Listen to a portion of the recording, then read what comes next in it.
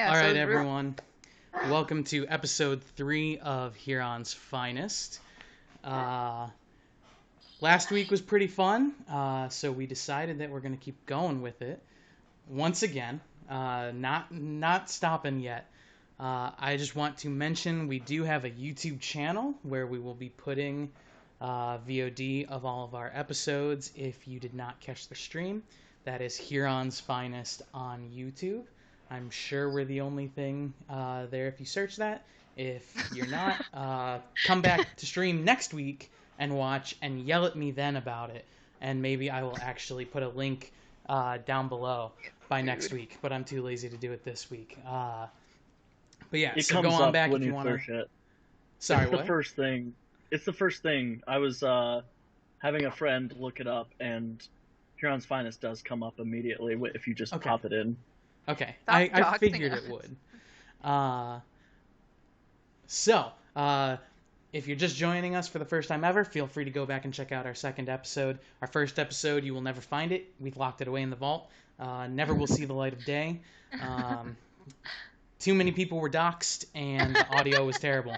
So, moving on, I do have an update for everyone on a topic that we talked about in that forgotten first episode. We talked about castle doctrine, and we had come around to a story where Breonna Taylor, an EMT, police no-knock warrant broke into her home and killed her. Her boyfriend pulled a gun on the cops because they were in plain clothes. The boyfriend had been arrested. I saw an update today. Here's the quote from CNN. Taylor's boyfriend, Kenneth Walker, was arrested and charged with attempted murder of a police officer and first-degree assault. He was released for home incarceration and is scheduled to appear in court in late June. So at the very least, he was released. They didn't just straight up arrest him, but hopefully that goes well. Like we talked about, that he seemed entirely within his rights of castle doctrine. So Doesn't he have? I think the cop has the same representation of the. Oh my God, what was his name? George Zimmerman. The no, Okay.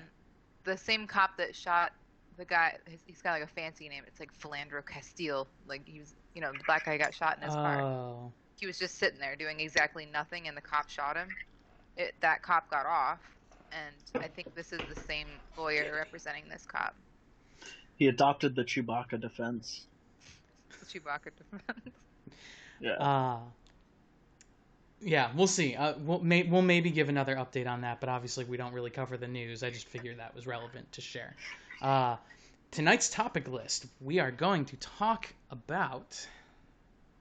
Where do I have that? There it is. We're going to be talking about tipping. What minor Cows. social stigma would you remove if you could? Should social media companies have unregulated control of their platform? Which element from Avatar: The Last Airbender is the strongest? And SIMPs versus e-Thots, who's in the wrong? We've been talking about this one for weeks. Like, we keep teasing it, and we don't get to it. So I really hope we get to it tonight. In fact, we're going to.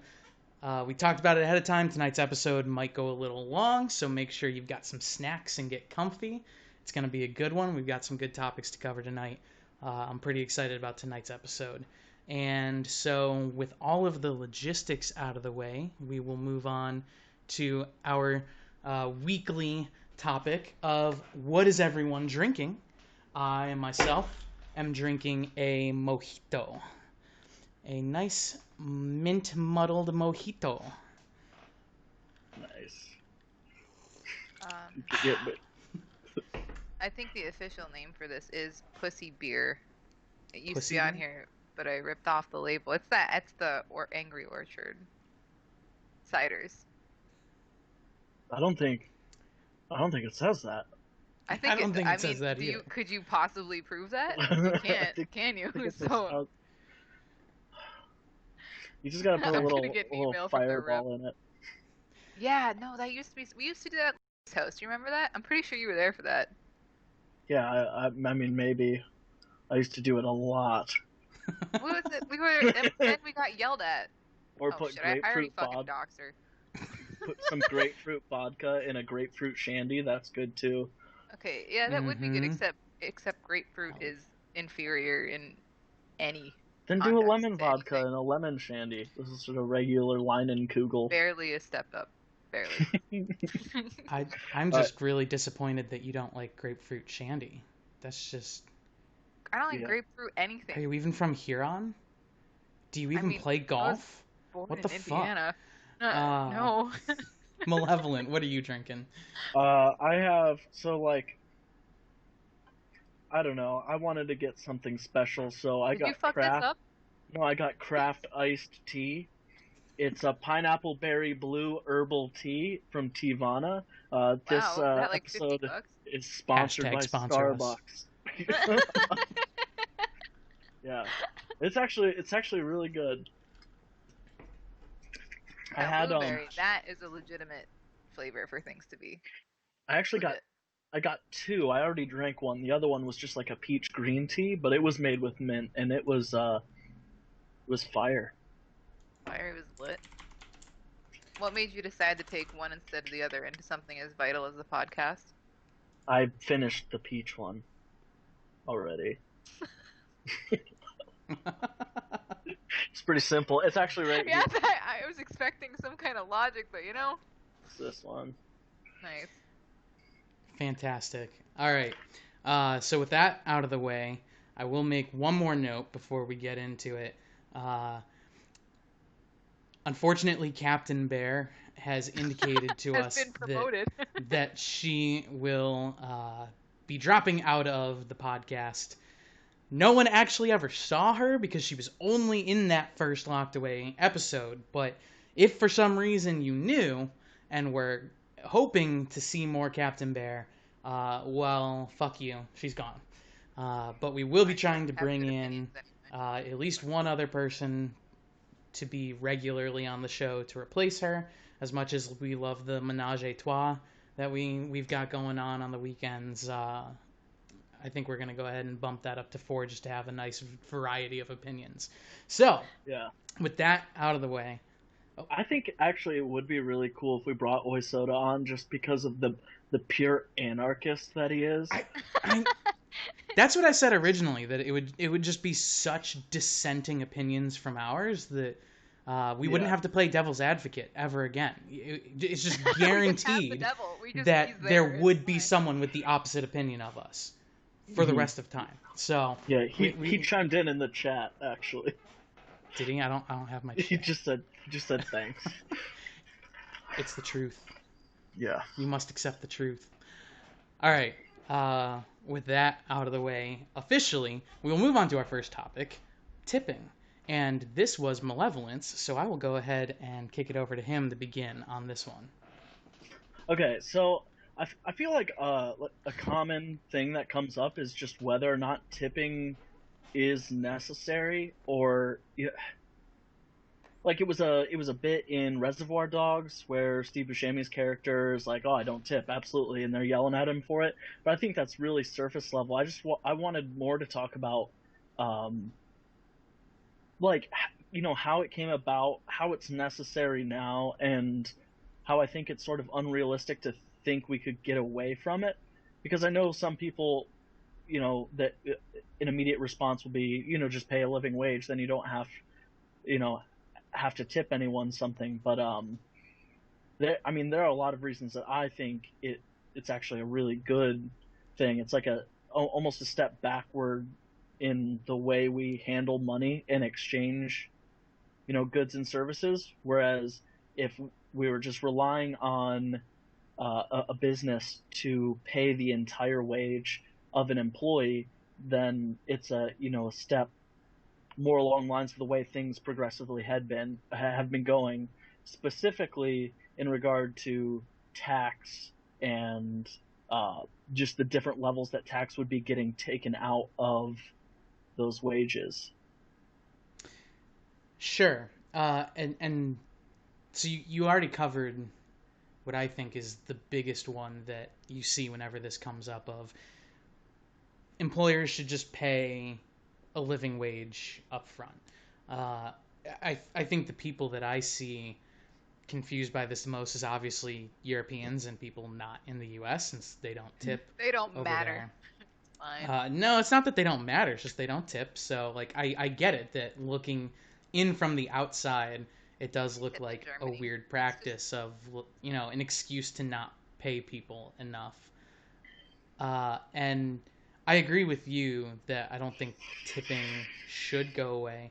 Personally, I feel that Porque no los dos.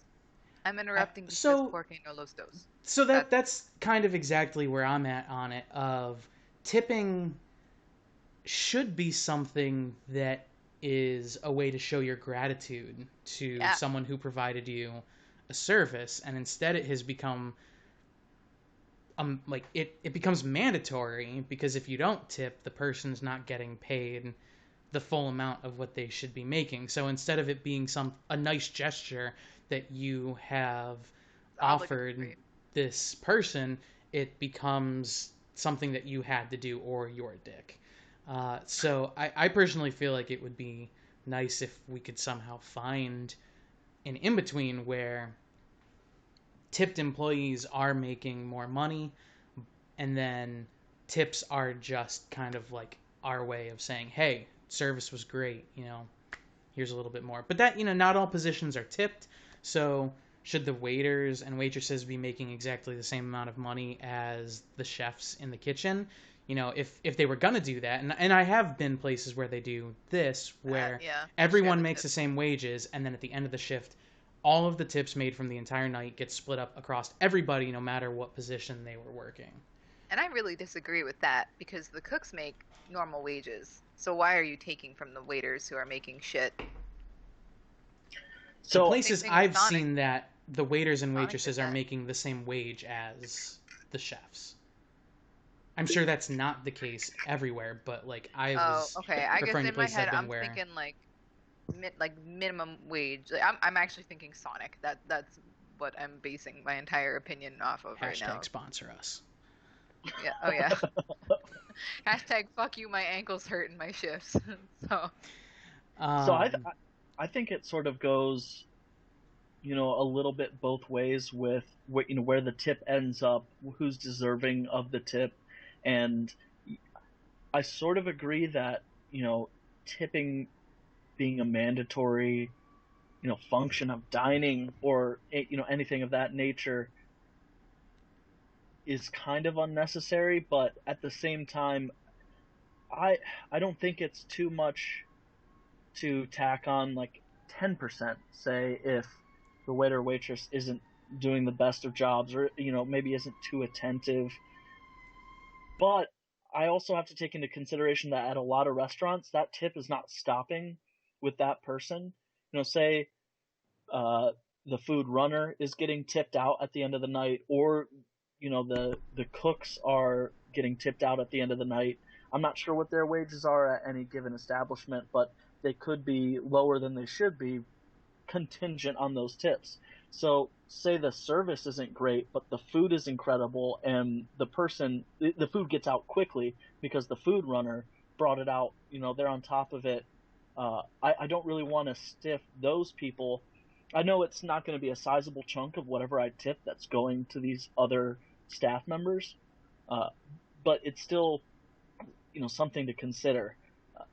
The other part that I do like about tipping being mandatory in a way is that the server expects a tip at the end of it, but knows that the amount of their tip is not 100%, but getting up there. It's dependent upon the service that they provide. So, if they're bubbly or if someone's really able to read a table on, how much attention they need, how little attention they need, refills, things like that. I like the idea that then it's not like you tip up front in exchange for service. The onus of service is on them, and then you can reward it afterward. And I really enjoy doing that. you starting to work in the service industry a little bit myself, but even before then, working fast food, I know that Ugh. dealing with a string of unpleasant customers can be fixed by a pleasant customer that knows the struggle and tips as a result of knowing the struggle. And it becomes more of a pay it forward sort of thing rather than a mandatory you have to tip, otherwise you're a dick. Sure.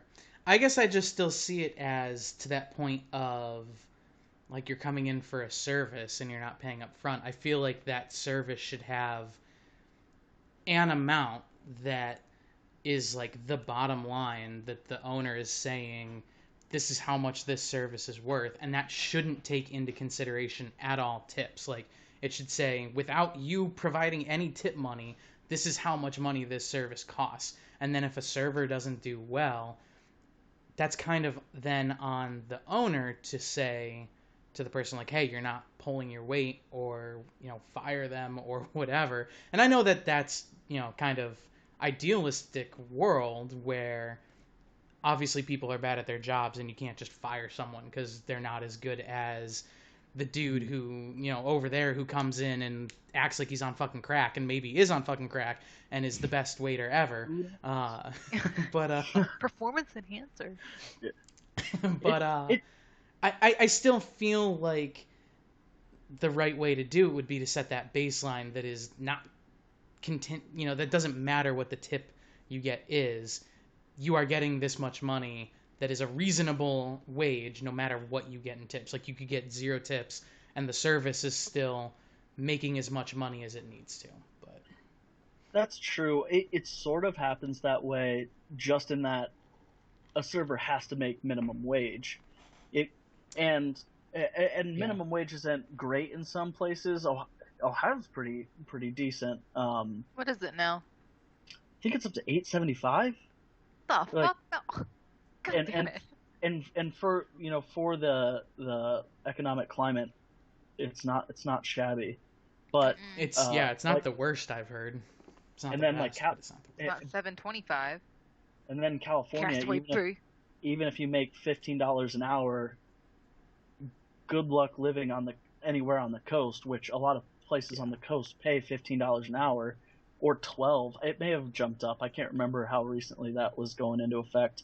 But yeah, so they're making at least minimum wage, and it's sort of an indicator if the employer is constantly having to pay out more to meet minimum wage above the serving wage that they're making. It's like, hey, nobody's tipping you. What's going on? And you can either work with that employee or it's depending on the place, it's like an entry-level position. There's a lot of turnover at a lot of those kinds of positions. Maybe that's not for you. Go try something else. It's not like, unless the server is just the worst, and then they're going to have problems other than just making money. Yeah. Yeah. I do want to note that West Coast minimum wage is so high because cost of living on the West Coast is like 200 to 300% higher than Ohio. That's what I'm saying. So is that really comparably, like, it's less. So that's what I'm saying. Like, you can make $15 in California and still feel like you're stretching every single paycheck, not really able to make it, and falling behind on bills. Where I was living, I was in like a dirt cheap living environment. I was living in a discounted house where I was in a room, one of 2 rooms. Each room had 3 beds in it. So, 6 people are living in that house. I had a discounted rate of $500 a month, and I was making $12 an hour at the time. So, I could do it, but if my rent was a normal rent, like if I tried to have a 1-bedroom or a 2-bedroom or a 3-bedroom and share it, only split it 2 or 3 ways, there's no way I could have done it on $12 an hour. Yeah. Which minimum wage I think would be a completely different conversation that we probably don't want to get into tonight. Maybe we'll kick that can down the road Viewers, whenever we get the VOD of this episode up on YouTube, make sure to go drop a like and subscribe. Please don't. I will actually probably block you from our channel if you do either of the. Well, shit. Subscribe so you can see when our videos come out. But I don't care about liking. But drop a comment. I do. On I do. Specifically this topic, if you want to hear us talk about minimum wage, and feel free to leave any other topics that you would like to hear about. And I'm saying this now instead of in the intro because that will require people to have been actually watching and hear somewhere in the middle that we want that from them. So. Leave a We're comment. We're going to fight about that one. Leave a comment and let me know which non-alcoholic beverage journey I should take for next week. Mm-hmm.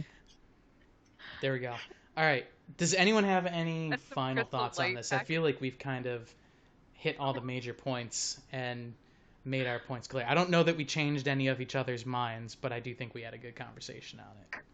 Yeah, I don't think we changed each other's minds, but look, we're still friends, kind of. This has been the news. Paul Harvey. Good day. So, with that out of the way, our next topic: which minor, emphasis on minor, social stigma would you remove? And this was Lyra's topic. So starting with Lyra, which minor social stigma would you remove? That you can't eat out of Tupperware. That's fucking stupid. I don't need to put shit on a plate when I make my dinner. It doesn't matter. It shouldn't be shitty that I prefer to eat out of Tupperware. It doesn't fucking matter. I would rather have 12 fucking identical little Tupperware buckets because it'll fit any kind of food I eat. Like normally I'm cooking like rice or like ground beef or like shredded fucking chicken. All goes great in a Tupperware thing. And then I bring it up to my mom and she's like, "Why are you eating out of fucking Tupperware? You're 26." I'm like, because I don't want to fucking wash a dish every time. Like, stupid stigma. Get rid of it. Tupperware is great. Tupperware is king. Stupid. Dumb. So you say you don't want to wash a dish every time. Does that mean you don't wash the Tupperware every time? I don't want to have to buy enough dishes that I can't allow them to accumulate. I allow my Tupperware to accumulate over the week. I don't own enough dishes to accumulate them. I would have to immediately wash them if I desired to eat off some fucking porcelain, which I don't. I desire to eat out of fucking BPA plastic. I don't care. See, I get it. I don't want to wash an extra dish. And I'm also extremely lazy. I'll take that a step forward. Sometimes I'll pull my Tupperware out of the fridge for leftovers, think about warming it up. I don't, and then I just eat cold leftovers, and it still tastes fine. I'm getting the same nutritional value, and people might think it's weird. Probably more nutritional value. Yeah. Put it in the microwave, you're taking away nutritional value. Another fucking part. Myth. That's a myth. Is that a myth? Anyway, it's a myth. Fuck. But yeah, like, I feel like if I did that in public more often, if more people knew about it, I might catch some shade for it. Fortunately, I do it in the safety of my own home, and I can eat cold chicken fajita leftovers, no problem. Yeah, I was gonna say I'll allow this one, but I don't know that this. I mean, you do make a good point with the family. Your family are the ones who are judging you for that minor social stigma. Psychos. They'd have those fucking cabinets with like the fancy plates you can only use on like Christmas and Thanksgiving. China. We don't even use them then. They just fucking sit in. They're not even fucking China. They're just plates. I don't. Okay. It's so frustrating. They call it the China, no matter what it is. But if you have fucking IKEA. If you have a separate set of plates that you can only use seldomly, you've made it. That was the entire point. Like that's the entire point of it. Of like you're supposed to have fancy plates that you bring out, right? Like you invite your boss to dinner, and you want to wow them, and you pull out the fucking China, and they're like, "Holy shit, we're paying this guy too much." So this dude can afford special plates. Yeah, no, we're not giving you a raise. Inside of an IKEA. Well, that would be cool to remove that stigma and have your boss over for dinner, and you just like serve him a 3-course meal in Tupperware, and there's no stigma about it. So he's just like, he just gets it, accepts it, Oh, this is delicious.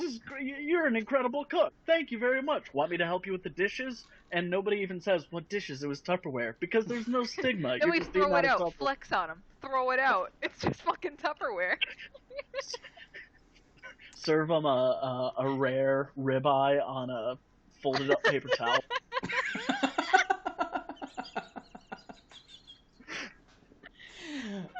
Okay. Anyway, that's my rant. That's my fucking thing. That Accepted needs to go. answer. Before we move on, chat Oizoda said being an anarchist, and we're not going to spend any time on this, but I would just like to point out that there would be no society if we did not stigmatize anarchy. So And we the do question live is to remove Tupperware one minor anarchy one, now? not remove society. Okay, so I said minor. I said emphasis on minor. emphasis on minor. I know. Chat's not listening tonight, I guess. Hey, All right, fuckwit. malevolent. What's yours? Um, sorry, I keep looking at myself and I see that I'm yellow as all get out, and I don't like it. I think I'm making it worse. Okay, I don't know. I'll go ahead I don't and okay, go ahead then. So as far as a stigma to remove, I wasn't really sure. There is one that kind of bugs me because I do this all the time when I'm driving on purpose, and I feel like no one else does it. I think it would help out a lot. I want to add one where, like, you're a dick if you don't do this. And I think people are dicks that don't do this, but I think people just don't realize. Say you are driving down a 2-lane or like a 4-lane road, so you got 2 lanes going one way. You're coming up on a stoplight. You're going through that stoplight and probably continuing through straight for a little while, but you're in the right lane, and the light turns to red. Now you're stuck at that light going straight through the light. You can't turn right because you're going straight. The person directly behind you wants to turn right. They can no longer turn right on red because somebody's in front of them that doesn't need to be in that lane. And I see it a lot, and I go out of my way to get over into the left lane to continue on. And maybe that is a stigma and people are just assholes, but I see it so frequently, and I see so few people actively getting into the left lane to allow right turns on red that I think You're asking for too much. You're expecting everybody way should too do it. much. So I would say You're not there wrong. is an existing stigma about this, but it kind of depends on where you are. And so as someone who has now lived in both like a very rural area as well as a very urban area, people in urban areas actually abide by that a lot more. It might be because there are more lanes of traffic to be in, but I see a lot more frequently where people will get over into another available lane so that people who are going to be making a right can make a right. Whereas where we're from, and back in honestly just in Ohio in general, people are really bad about it. And it happens a lot in Ohio, and I don't see it anywhere near as much where I am now. So honestly, it might just be Ohio as a whole that are the dicks, and everywhere Are there even else is signals fine. on tractors? That could be where the bad habit comes from. They legally I have to have signals, right? If they're going to drive on the road? Do they? Ask him. I don't know. I think so. Make them all green all the time. Yeah, I'm good. We need You to need to evaluate. we need to bring on the farmer as a SME tell me why on my whether or plants not keep tractors have. No, they have signals. Yeah, they have to. Yeah. I know they have hazards. Sometimes if you have a certain piece of equipment that you need to get from point A to point B, and it's gonna be real short, and you don't usually have it on the road, every now and then you'll see one that doesn't have the proper reflectors and turn signals, but that's kind of rare, and it's usually just because the piece of equipment's from 1943 and they don't want to pay to update. Yeah, I think most legit farm infrastructure you see will have proper lights and everything on all their machinery. that is an interesting one, but and I agree that people should be better about. I always feel so bad whenever I do it and try to avoid doing it if and when possible. Fuck them. If they die, fuck them. I don't care. They're weak. Pay If they attention. die, when did this become a life? Brake. Okay. Brake faster. I don't care. Keep up. I've basically run red lights before because I was in the right lane, and I was like, nope, I'm not. So I almost run red lights. I am not confessing to any crimes live on. I will the internet. immediately confess. I have run red lights just because I'll have projectiles in the back, right? Do you know how hard it is to stop quickly? Like, I don't want them to come through. Like, I do the mom thing with the arm, but like that's still a lot of fucking weight on my arm.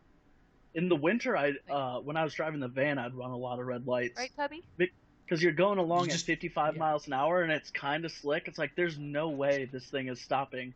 I'm either going to slide through the intersection or stop in the intersection, or I can just keep going. Yeah. And I've never gotten pulled over for it, and I feel like if somebody did, like if a cop saw the whole thing happen and pulled me over, they'd just be like, hey, I just wanted to let you know you ran that red light. I'd say it would have been impossible for me to stop, and I didn't want to kill anybody. And they'd be like, thanks for not killing anybody. And yeah.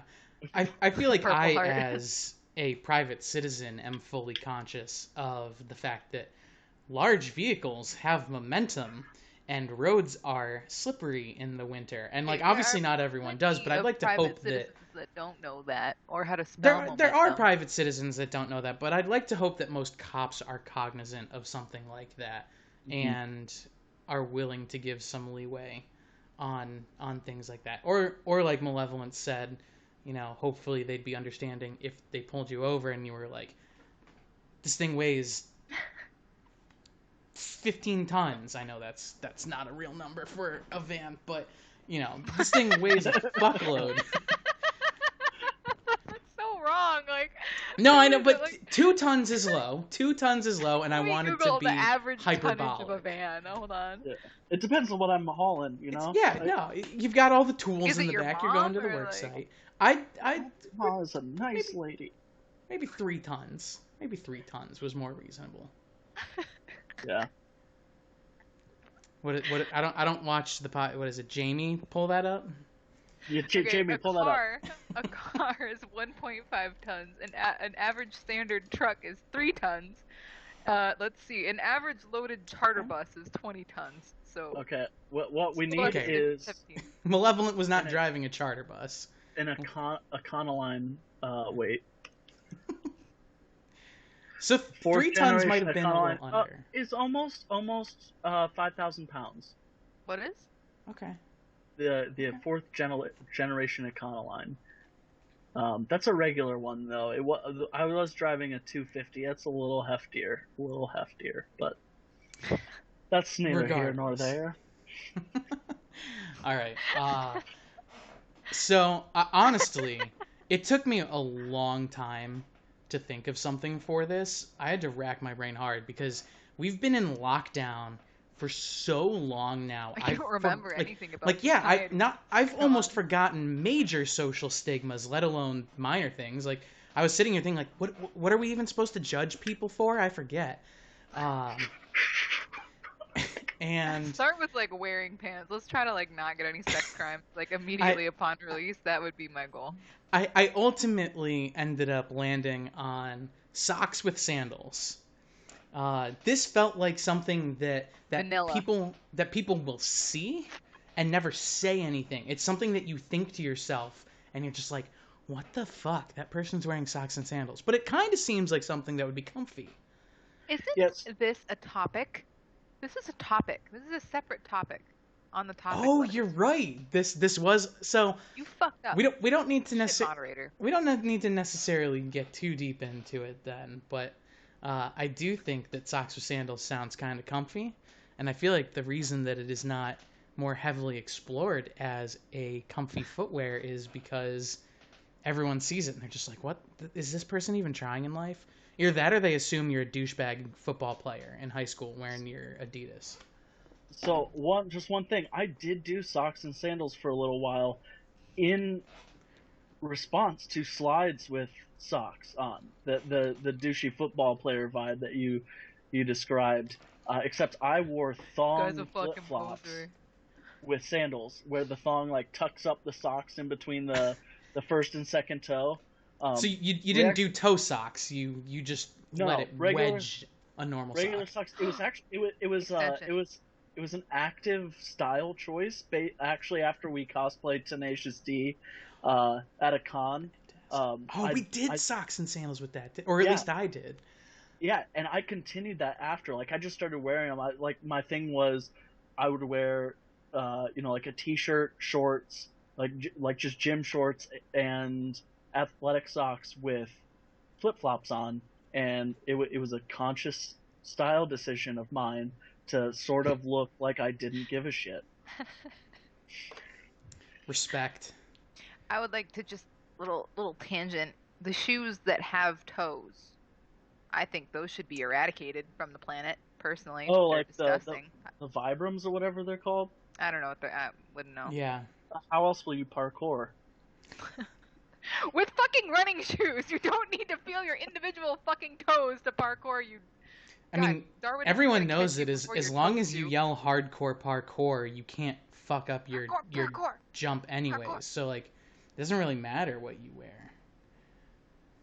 It does Running when you shoes take are them bad off. for your Like, feet. how bad do they have Running to shoes smell? are specifically designed to not be bad for. Okay, maybe with long-term wear, no, but they breathe well.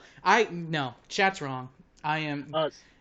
So If my feet are kind of flat, and if I wear like really, I guess like arch supported running shoes for Don't a they have long flat time, versions? it's hurt. They might, but I've always just leaned towards Vans and Chucks, things that are just naturally have a flat sole to them. Lifting shoes might have that. skater vibe. Oh yeah, I actually use indoor soccer shoes as lifting shoes, just because you want flat soles for that anyway. But I don't. I want the heels elevated so I don't fall backward. But that's that's just the my whole own point. personal struggle. It's bad for form though. That makes your form bad, right? Yeah, It you is want to because be I able. don't have the flexibility to. I don't have the flexibility for my heels to stay on the ground and for me to do the entire range of motion. So Yeah, I have to either like prop up my heels so I can get low enough to have a good range of motion, or I need to like lean too far forward so the weight's distributed on not the right parts of my body because I'm tall. Think ideally, about the mechanics. ideally when you're squatting, you want to be able to lift your toes off the ground. The weight should be directly On on your your heels. heels. Yeah. Yeah. And that's fine, but I have to lean too far forward to compensate if I don't have anything under my heels because I don't have the flexibility or the glute strength. Tune in for Malevolent's next solo stream to hear all about the proper lifting techniques. I got you guys. Posterior chain. All right. So Activate it, everyone, Poe. homework is to go out and break a minor social stigma and come back and Oh, report and see if have you anyone heard even noticed. They did that. So my German cousin graduated with like a master's in psychology, and one of the things she had to do was break social stigmas for like a month or something and record the results. One of the ones she had to do was like go in an elevator and stand the wrong way, like stand in the door That's and one of just my like favorites. stare at people. So my favorite is to go into an elevator, like a crowded elevator, and once the door closes, you turn around and say, "I'm sure you are all wondering why I've gathered you here today." That's my favorite. All right, we're going to go ahead and move on. Our next topic is, should social media companies have unregulated control of their platform? Oh, gosh. So this one was my idea.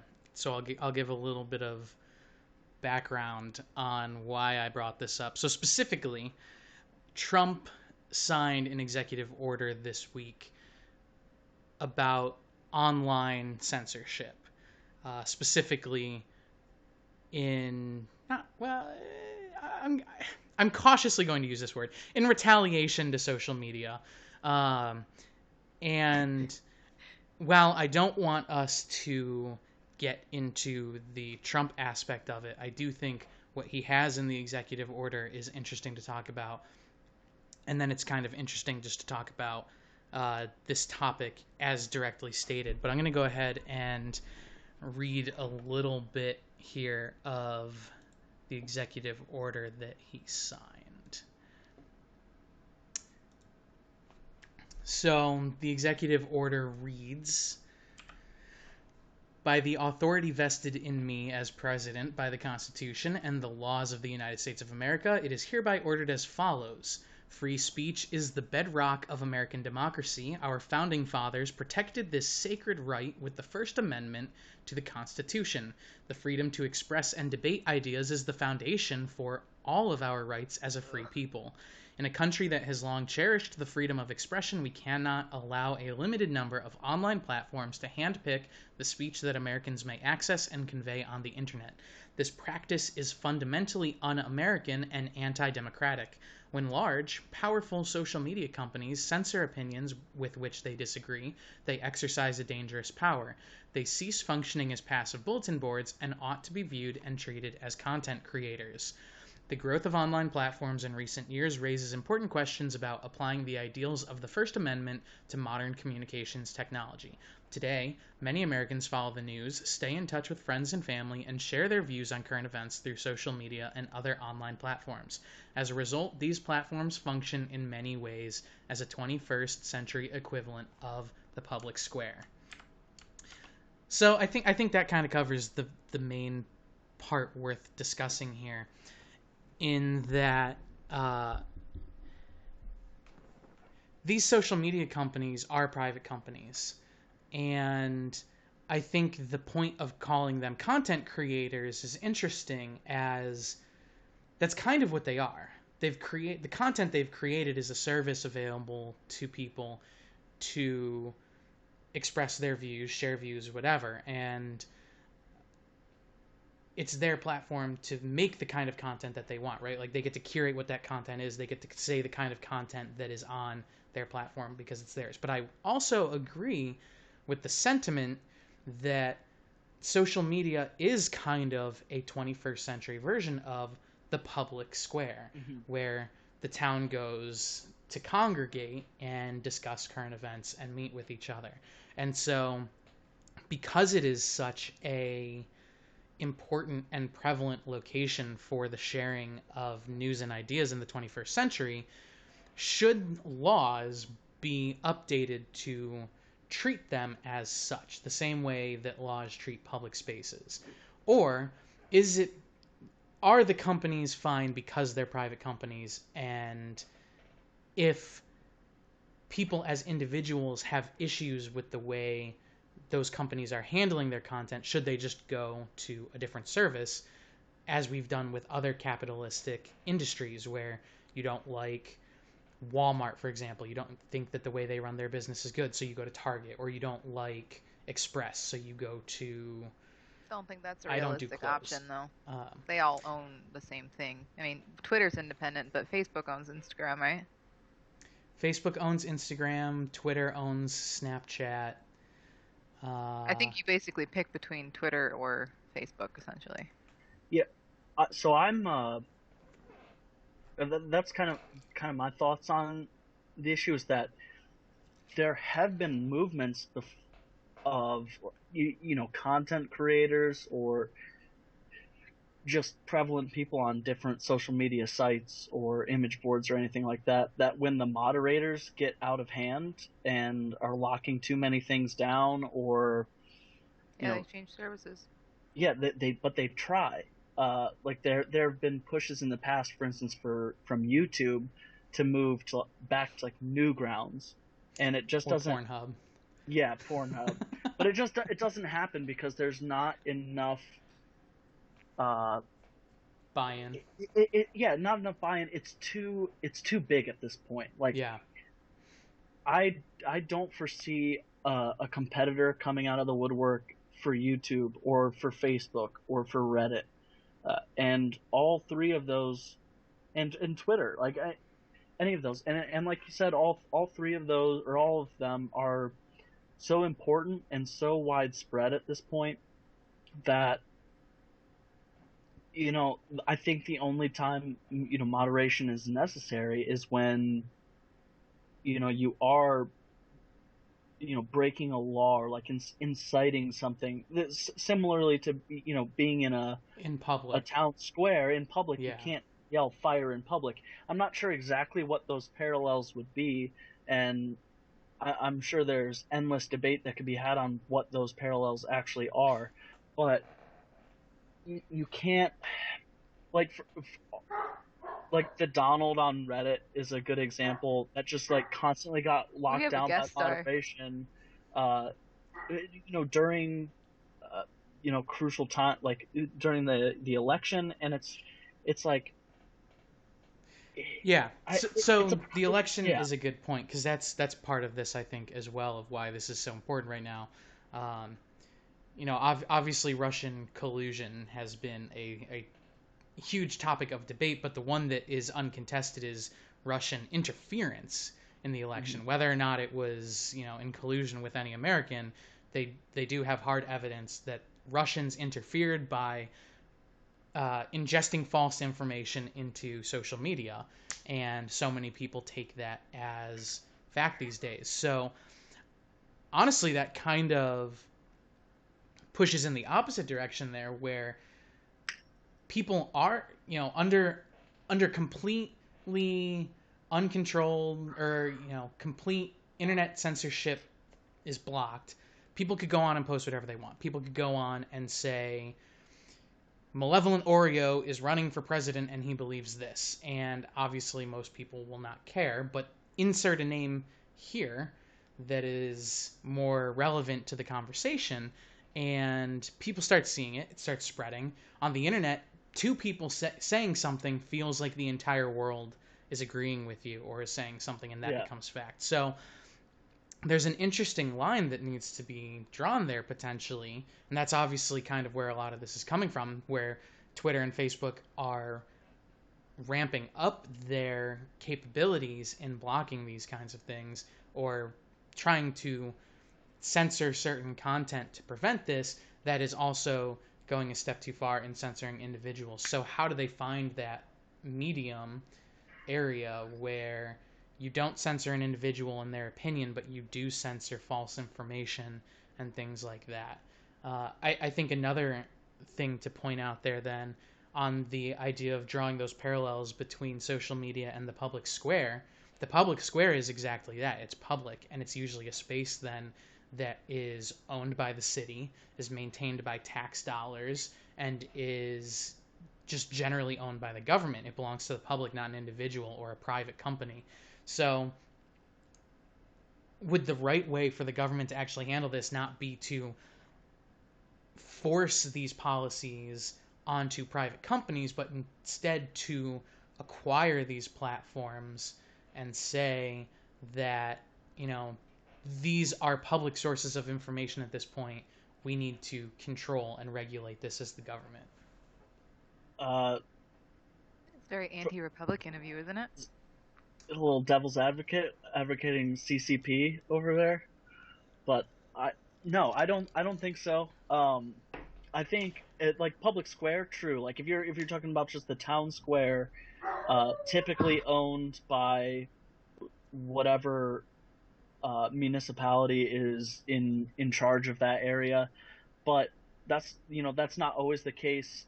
It could be any public forum, any gathering space, and it might be owned but not necessarily regulated by the government. And I don't think the answer is taking control of something, or acquiring it, because already with it, the state of our government is just, in my opinion, it's getting too large. It's overreaching its bounds. It's not as efficient as it needs to be.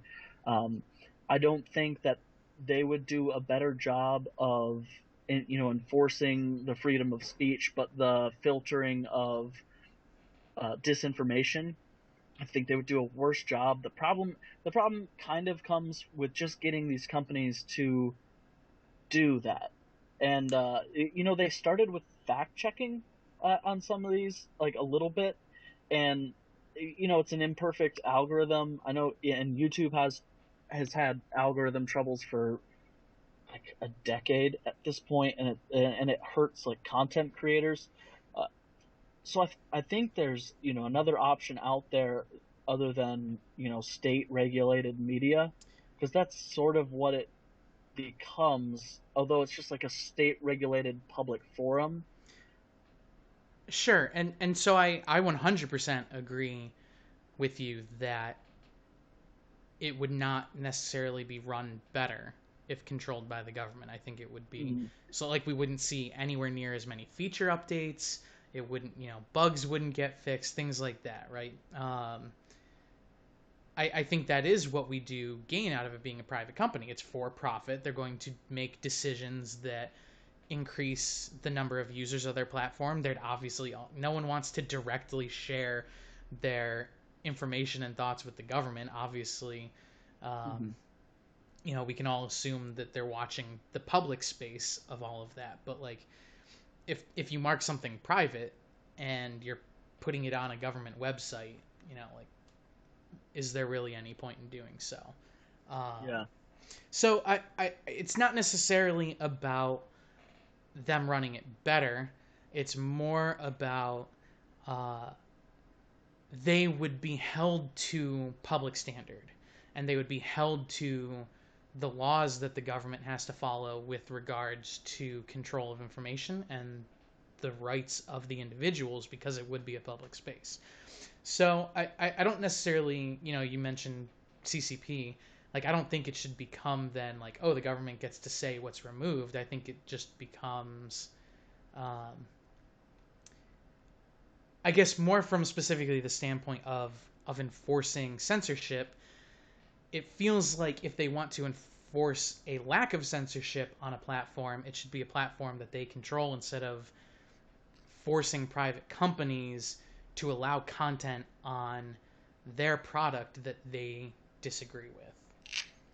I do think though that platforms need to be much more clear about with like where their sensibilities lie, and be more upfront about why things get removed from their platform, so that people can more reasonably assess their feelings about a platform. Where, like, if Twitter and Facebook were very upfront with exactly what kind of content they wanted to see on their website, then the people who are putting out content that is contrary to that could potentially actually generate a new platform to go and talk on, because they might all be moving at the same time in response to these platforms being very upfront about that. Though that obviously creates the problems of just a bunch of echo chambers everywhere of people only talking about what they agree with.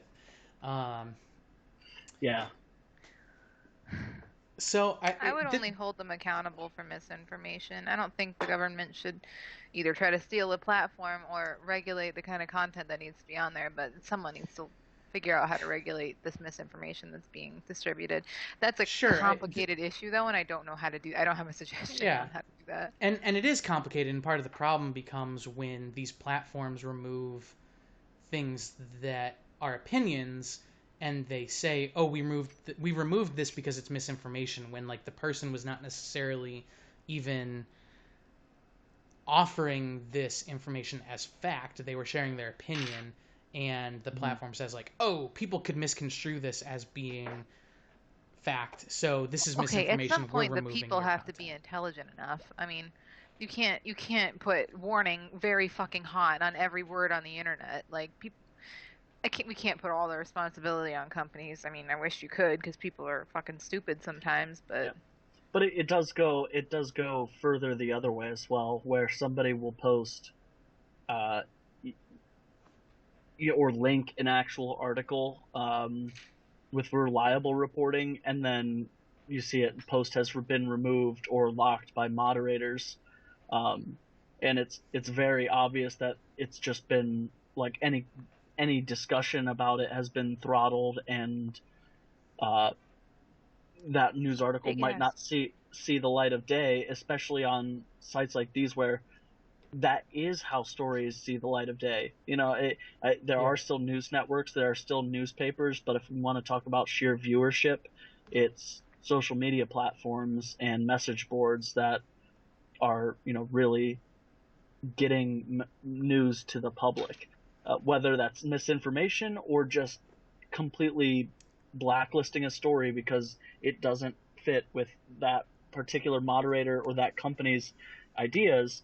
As far as like a company deciding, like, we don't want that on our site, like you said, that should be upfront in in the company's policy on what gets posted on their platform. As far as platforms that rely on community moderators should be held to a higher standard of, you don't get to pick and choose based on your opinion. You get to remove articles because they're false. You get to remove things because they're needlessly inflammatory in a place that they're not supposed to be. But to take over,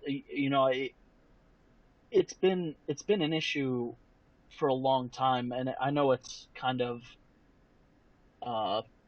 obvious, but the Reddit, Donald Trump subreddit that has been constantly locked by moderation at times of election, for instance, like Reddit has become a platform where campaigns are fought for elections, and so to hamper that there is the same as going and pulling up somebody's yard sign. Yeah. Not the same, but that's my comparable, parallel, right? there. Like the executive order says, the 21st century equivalent, right? Mm-hmm. Maybe a more direct equivalent would be you make your profile picture a vote candidate image, and you get blocked or banned from the site for that. That might be Mm-hmm. closer, but Reddit is a tough one, where they do have, as a company, their site-wide guidelines, but then each individual subreddit is completely owned and run by the individuals who created it, and then they're allowed to create their own guidelines and rules as long as they don't go against the Reddit community guidelines. Yeah. And those can really be whatever they want. And thankfully, subreddits have to post those, or at least I think they have to. Every subreddit I've ever been on had it. So, at least if one of their rules is going to be like no posting, about this, that's right there. You can see that when you join that community. But it is important that people actually pay attention to things like that, and that moderators, like you said, are being held to the right standard, that they are following those rules objectively and not subjectively. Mm-hmm. An interesting anecdote of mine about all of this that I think shows that they're taking it a little too far right now. There was a website about a presidential candidate that I was trying to share in a direct message on Facebook. This website very clearly, explicitly listed, this is not funded by this candidate. I am an individual who created this website. Here are all of the sources for all of the information I have within. It was a legit site, all this stuff. I tried sharing this website in a direct message, a private direct message on Facebook, and Facebook blocked me from sending it. How actually dare they? And so one, just the revelation there of they are very directly watching your DMs. I mean, obviously that was automated. It wasn't some dude in a room with a bunch of computer screens everywhere jerking it to the nudes everyone sends each other. Wait, hey, hold on. but the fact that they even have bots constantly listening to all messaging that is going on their platform. Again, they are a private company. That is something that is entirely within their rights to do with the platform they own. But I feel like that's not very well communicated, that even within your private messages on their platform, they are able to control the content that you are sharing. And I just found it ridiculous, because I was even saying, check out this site. This is ridiculous. And they still blocked it for misinformation. And so I think the platforms are taking it a little bit too far to try and prevent misinformation. to the point of feeling like they are actually outright censoring opposing viewpoints. And yeah, I mean, like Lyra said, I think ultimately we're not going to be the ones to solve this problem. It's a very difficult problem, but I think I'm qualified. You know? I don't feel quite qualified to I think I know what I'm talking about. I think I can do this, and not a bit coy. Literally, the only thing I'm qualified to do is spray shit with WD-40. That is my only qualification in this world, and even then, up for debate. Yeah. So ultimately, I do think that platforms are private companies, and they should reserve the right to have content on their product that they want to have on their product. But I do think that they should be required to be a little bit more upfront about what that kind of content is. And I do kind of feel that if the government wants to enforce restrictions on these companies, then they need to do more than just pass a law that says, like, you can't do this. When it kind of feels like it's taking away the company's rights as an individual. I agree. So that one's tough. I'm curious to see how this actual executive order unfolds and see how companies react to it and see if anything changes because of it. Didn't Twitter just take down one of Trump's tweets? Did you see that? They not. He tweeted about mail-in ballots, and they flagged it as requires fact-checking. And there was another one, inciting violence. He tweeted about Minneapolis. I don't think we should talk about that on the stream tonight. No. Neither what he said or the situation. And they did not take the tweet down, but they made it hidden by default and said that the content was against their guidelines for violence on the platform, but that the information within was too important to be outright removed because it was a tweet from the President of the United States. So it was hidden by default, and users would have to actively expand the tweet to read the content. That seems like a pretty reasonable way to do things. Aw. Sure. He's gonna fuck you up in a second. Yeah. I think that especially highlights an interesting piece of the executive order where laws haven't really caught up to technology, or technology is moving drastically faster than laws, at least. And we're in a situation, we're kind of in a place where more and more is happening on the internet. With this president especially, we've seen much more come through on social media, right? I think this is entirely why we're seeing this kind of executive order with this president, because he has chosen to take a more modern approach and share a lot of things through social media that used to be more traditionally through news outlets and through press briefings. And we've seen this shift to more of a ad hoc, in the moment. Here is, the current thinking of this official in the government, and I do think it raises an interesting point as well. And he's said this, but I think this could work for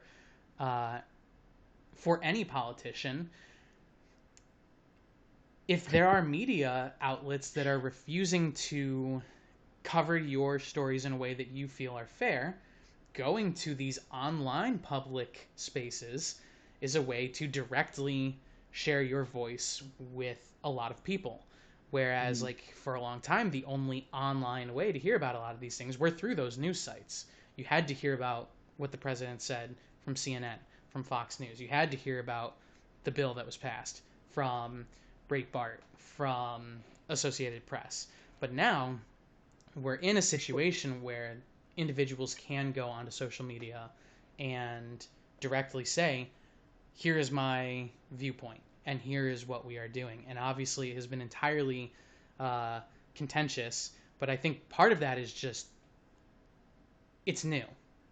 And obviously, there's a much deeper discussion here that we're not going to have. But Nuh-uh. I think part of it is that we are not used to this. And as time evolves, or time goes on, we will see these kinds of interactions evolve and become more commonplace. And we're going to need to see changes in the way some of this stuff is regulated, because I agree with the sentiment that a president's tweet is like something that it's public record. Everyone needs to be able to see it. Yeah.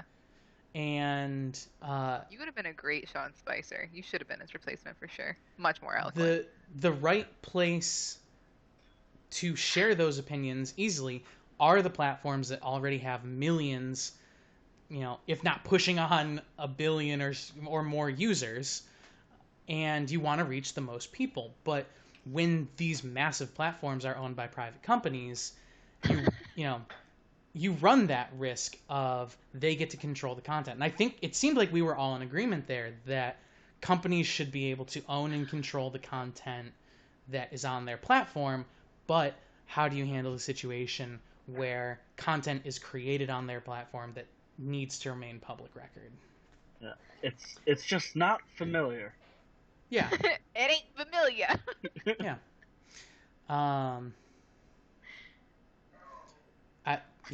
I'm good on this one. I don't know if you guys have anything else that you want to add. We've talked about it for a solid second. Yeah, I'm biting my tongue for a lot of it, because I feel like every avenue we try to take this is like several more very important topics. Yeah, we're not gonna solve the problems in the world. I can't solve then my students. Why are we even here? What was even the point of this? Let's not get an existential crisis on a fucking Friday night. Can I just chill, fam? Are you trying to incite a rebellion to kill someone else with this podcast? No, that was a hypothetical. Oh yeah, that was a hypothetical.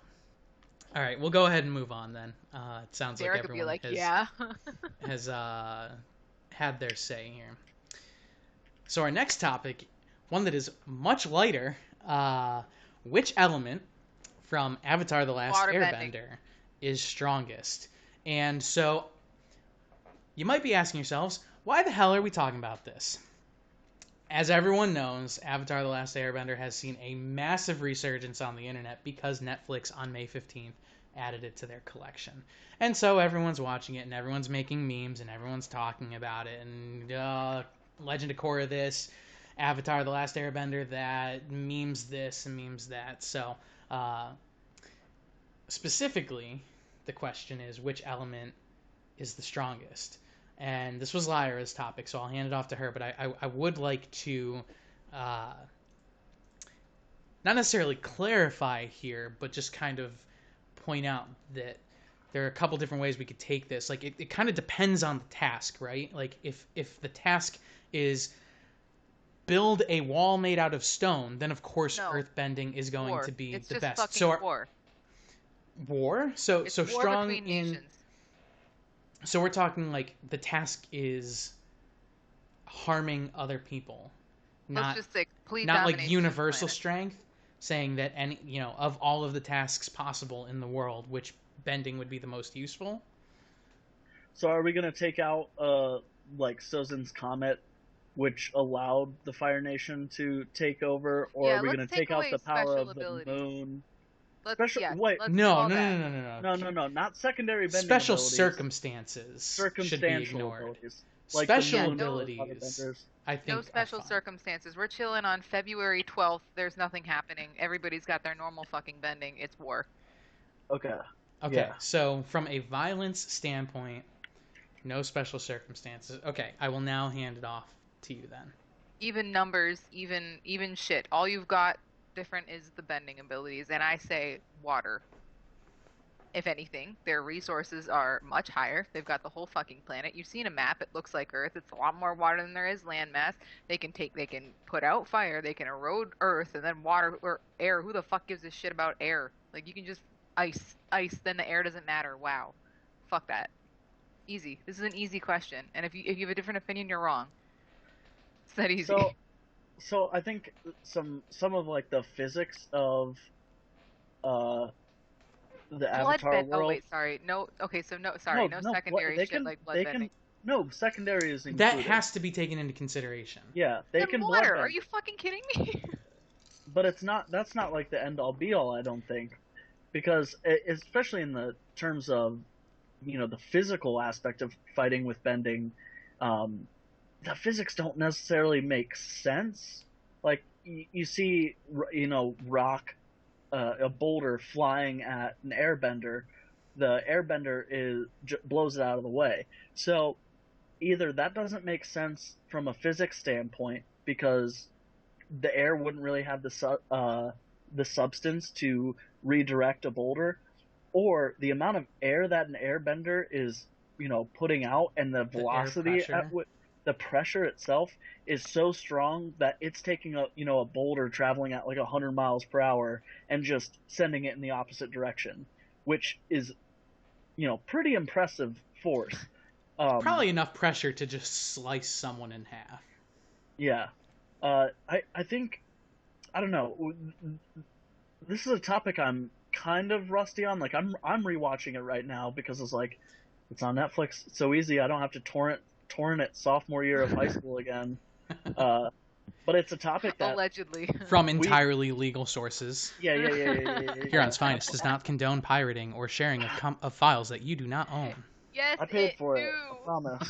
Um, For like legal reasons, I have to confirm that no, it does not. this is a topic that we like beat in the ground, and I remember speculating because it we talked about it a lot back when Korra was coming out, the first season, and so it was like, what is Amon's is it chi bending? Like, what is he doing to get rid of people's bending? We were discussing what would be the secondary abilities of someone who is bending air. Um, lightning was just kind of like an idea. Like we saw that they were using it in what was it called, Industrial City or something like that. I don't remember. Whatever it was. Spirit City, wasn't it? But like, so what they could do, the metal bending, all of that. I feel like there are just so many elements at play here. That was bad, but yeah, like waterbending is fine and dandy. Like you can, it's a plentiful source, but the airbender has just as plentiful a source. I think earthbenders would be the only one at a disadvantage on just sheer volume, because firebenders can just like pull the energy as long as the sun's out, and even at night they're pretty free with the amount of fire that they're chucking around. Um, Do you think spicy foods make them more powerful? As an aside. they did have the fire flame flakes. They're Yeah. spicy. Oh shit. Yeah. Sorry. Go ahead. So, I'm done. I personally think that bloodbending does have a strong case for being the strongest. Mhm. Obviously. And I think the creators knew that, which is why they made it pretty clear that bloodbending was incredibly rare. But I don't think it's necessarily like objectively the best. And in terms of just brutality, there are stories from the lore about when airbenders would not like create air, but would remove air and create a vacuum around heads, and the heads would just explode from the pressure Oh yeah, I differential. think that happened to Korra, didn't it? Like one of them, someone did that to Korra. Well, Sounds obviously like it she didn't explode blew her up. head, but She didn't. I was She watching. I didn't was blow watching a up, clip but where like Toph was teaching her how to get the metal out, the poison metal, and like a memory flash of her head being surrounded in the air that was like sucking at her, the air in her lungs. I feel like there's a difference there where you could be actively pulling the air and then being so good at removal of air of creating that pocket of vacuum where, I think is probably the strongest in a war situation because it does not require a special kind of bending. It just requires mastery of airbending, which, I mean, obviously isn't common anymore, but in the scenario where it was an entire nation of airbenders versus another entire nation, Yep. 100 airbenders just vacuums everywhere, done.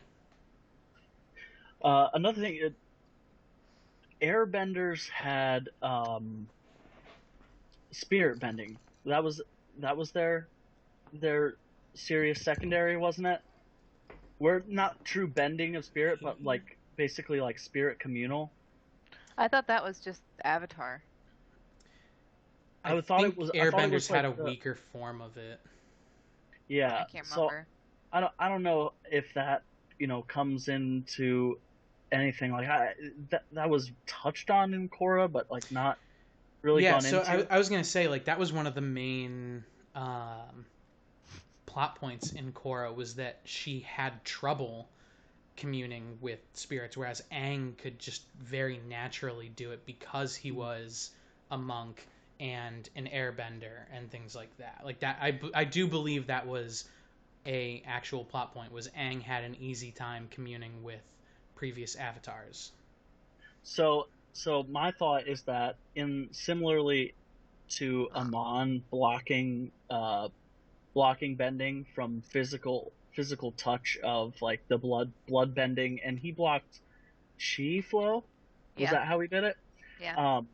The chakras would be more tied to the spirit, so maybe it wouldn't be like a complete removal of bending, but maybe on a large scale, blocking some chakras with whatever form of spirit bending they have, is just sort of like a massive debuff to whoever they're going up against. So it's all about it's the push and pull. It's a chess game. This isn't just beating each other with baseball bats. They're nations Why at not? war here because they can bend. So I think ultimately and I are in agreement. Well, I mean, point kind of seems to be there isn't one. Though, to his point there, maybe he was saying Air Nation. I would go Air Nation because a true another credit to them is the nomadic lifestyle. They don't have ties to the families at home necessarily, so they'll take risks. Is Is it my that they point. don't have ties to the family at home, or do they not have ties to the home? The not ties to home. Their detachment. That's their whole spiel. But they Detachment weren't from the detached from the physical world. family. Yeah, just the physical Just world. yeah, A higher plane of thinking. Whereas yeah, like sure, firebending, for example, is very emotional. yeah. I think I'm gonna have to agree that Air Nation is the strongest. Can't I wait for mean, the Airbud movie. Airbud Air Nation. That Yeah, must already be an Airbud movie, right? Like probably. the Jamie will look dog that up. airbends. Leading them Uh away with snack pack puddings. That was an airbud. uh Lyra, you disagree. Do you care to contend or just accept that we're Bloodbend the wrong? motherfuckers. They can't move. You win. You But win. it's Or not. put up a big fucking fortress of ice, then pull up some water, drown the motherfuckers, or throw icicles at them in the air. Okay, you're gonna need some good aim, but like, all they can do is fly and let's say throw super high pressure air at you, assuming they can put up ice of the same density. Like, fuck your air. I don't give a shit about your air. I'm just saying they can throw razor Sure. sharp icicles.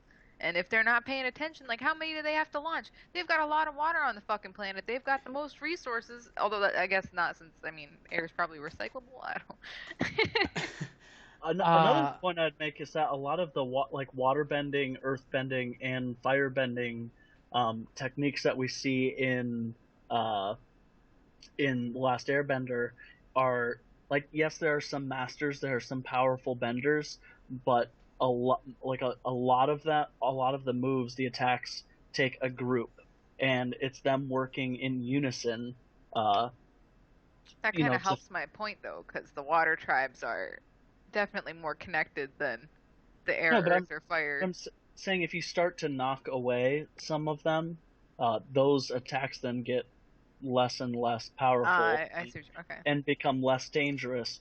Whereas a lot of what we see of airbenders, they're individually dangerous. Yeah, like they're flying around, they're doing their own thing, flipping around. It's like Yoda fighting Count Dooku versus a squad of hello there clone troopers. I mean, surprise! It was a prequel memes podcast the whole time. Yeah. We tricked you. You're stuck. You can't leave now. You've already watched us for an hour. You got trapped for an hour and 31 minutes, you fucking sucker. Can't believe you didn't see it coming. Yeah, no, that's a good point about, especially if we are having this discussion in the Avatar: Last Airbender time period, where Korra obviously then kind of had a lot of power creep, where, you know, we see an entire city of people using special bending, like lightning bending. That was what, like 4 people in. It was like Last Airbender. Yeah, it was what? Zuko, Ozai, Zuko, and Iroh. Asuna? Yeah. Oh yeah, Iroh. I forgot about Iroh. Yeah. Although he was only one of like 3 people that could redirect it, and that stuck with it, so that was cool. Yeah. Iroh's such a good character. I mean, I realize that's a very popular thing to say, so, but he's just a good character. Like, yeah. So I think if we keep it within the frame of Avatar: The Last Airbender, that time period, those group attacks would be more common, and like the reliance on actual troops of military force would be more important. And I think Malevolent is right that you know, airbenders are also more individualistic. Taking one down doesn't really reduce the power of the others, where with the water tribe it might or does. What if we attack them mentally? They're weak little fucking nomads that want peace. What if we tell them, hey pussies, you don't need to fight, go back up in the clouds, and then it's suddenly they're not involved. So did they win? Then water bending. No, they're just gone. They're up in the fucking cloud. They don't care. They can't. No one can get there. They don't have flying bison. As long as no one's trying to wipe them out, like, it sounds like a win to me. Yeah, I mean, I think they'll just be chilling. I mean, they already had their mass extinction event. I don't think they're feeling inclined to, you know. Fucking yeah. I mean, how many airbenders are there after like we 4? said, this I know we're in the airbender. This is assuming an air nation still. I'm so just trying Avatar, to like the argument. Last Airbender era, but not quite yet where the air nation was taken out, I guess. Right. Yeah. Well, because no comment. It's if it's equal footing. Yeah. Obviously, you can't put the Air Nation from just before the events of the Last Airbender against the Fire Nation, because they were just like chilling. They're not.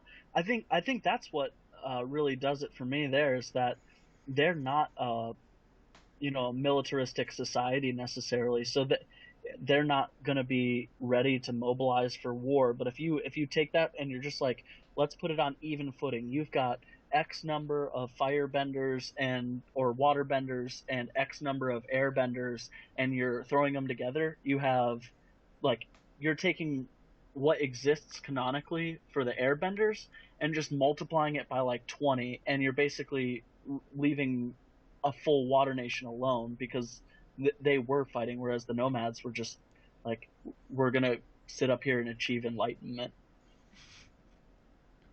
That's fair. Can we all at least agree that the Fire Nation is definitely the weakest on even footing?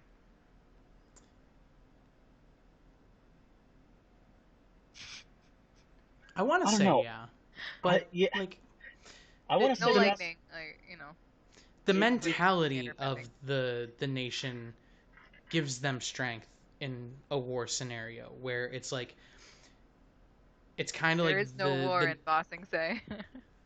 It's kind of like I don't want to say Nazis, but like it's kind of just that Oh my mentality God. of like What the fuck did you just say, dog?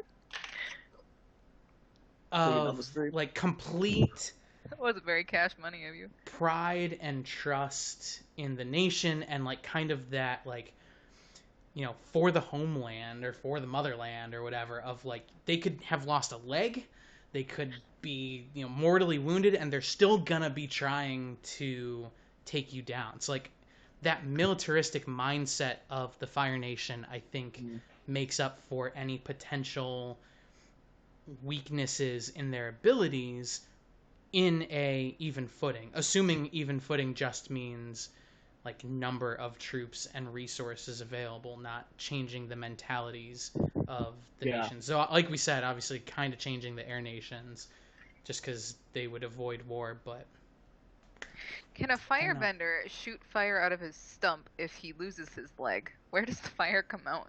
Does it come back up to the stump?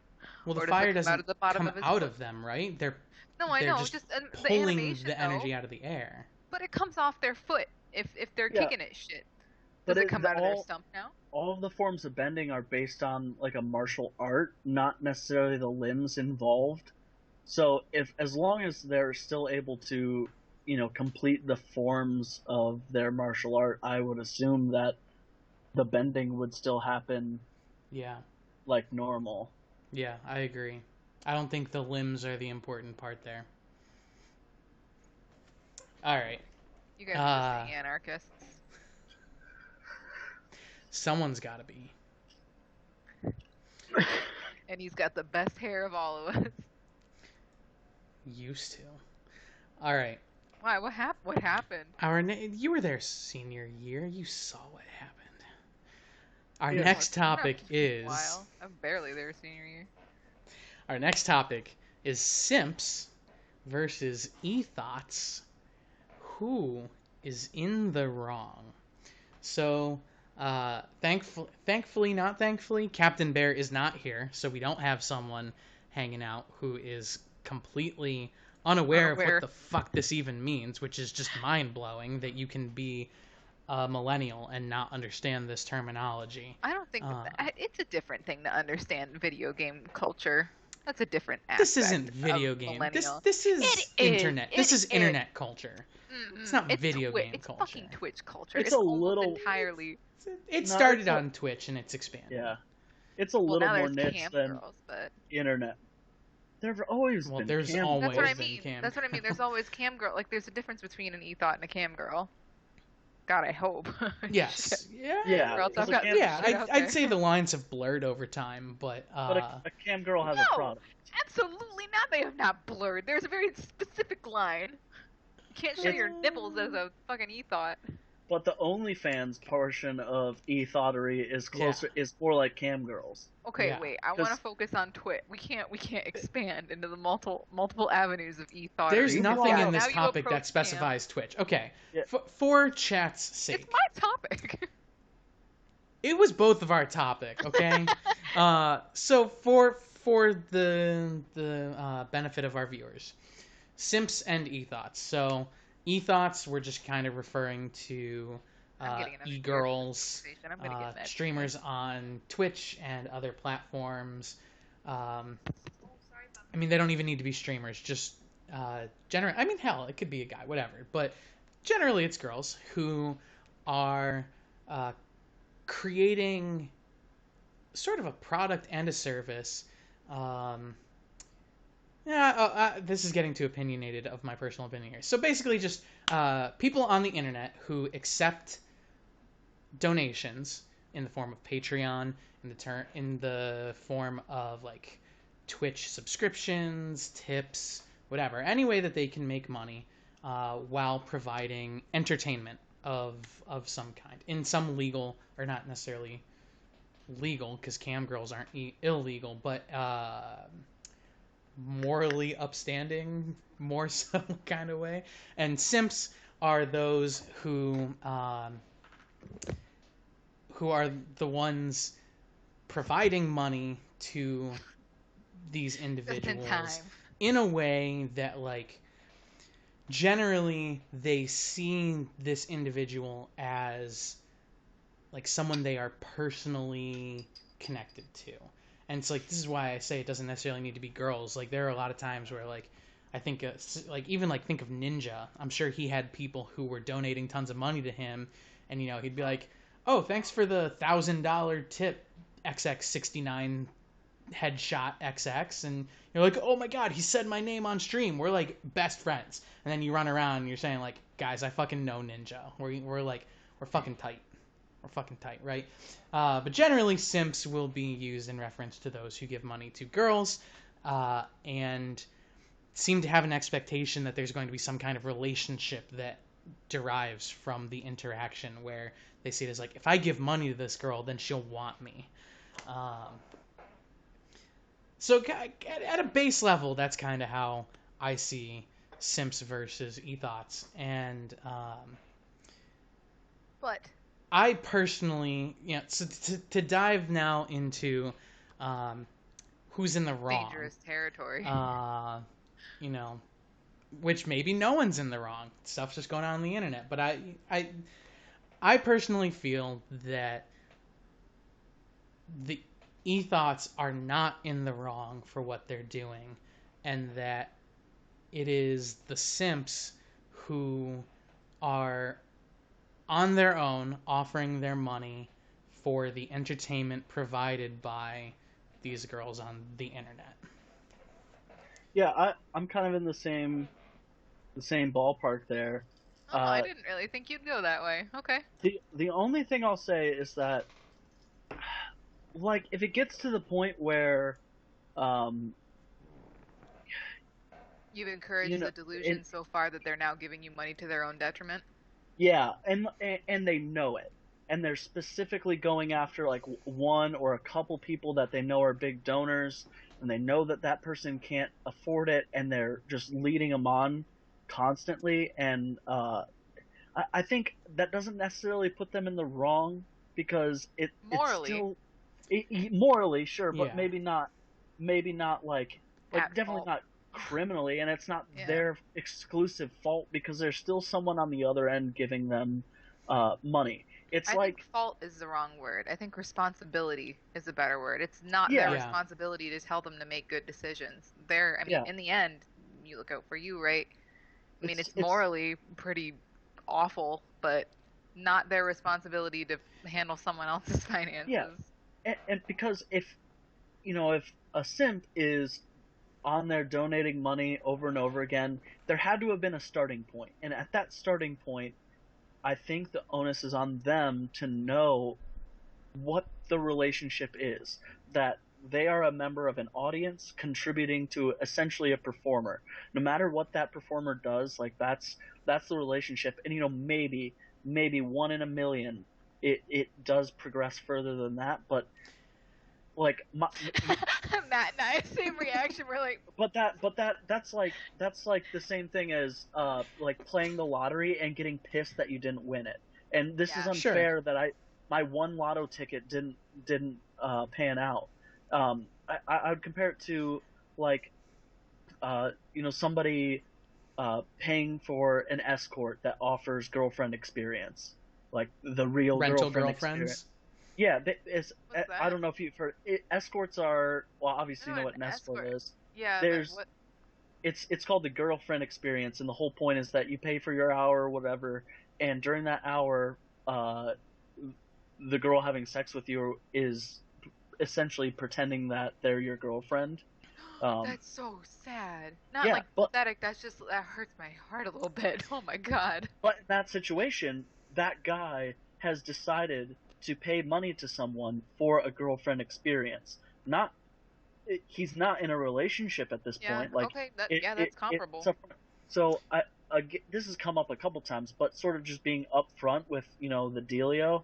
And I'm sure a lot of them say that in their Twitch bios, is like, I'm just hanging out, having fun streaming. I appreciate the donations, and like, that's them being upfront with it. If you get yourself into a situation where you're pumping thousands of dollars in the hopes of a marriage eventually, that's on that simp.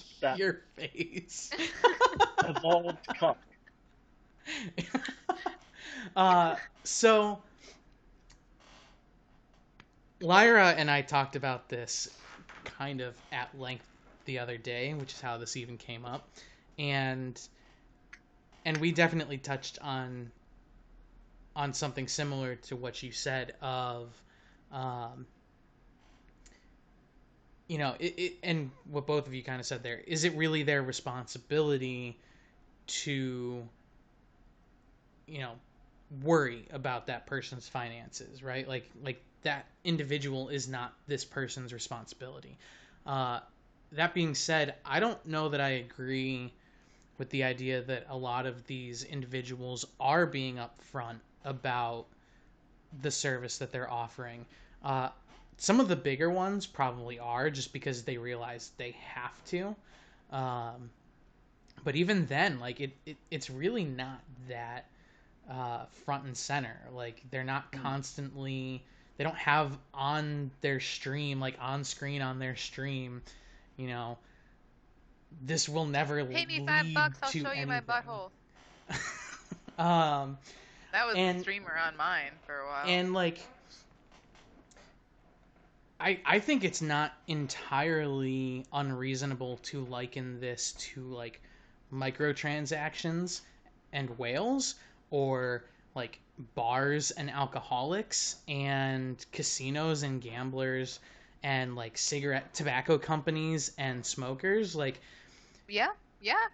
a lot I of think these the tobacco places, company is the best. the tobacco one is interesting, where like they offer a product.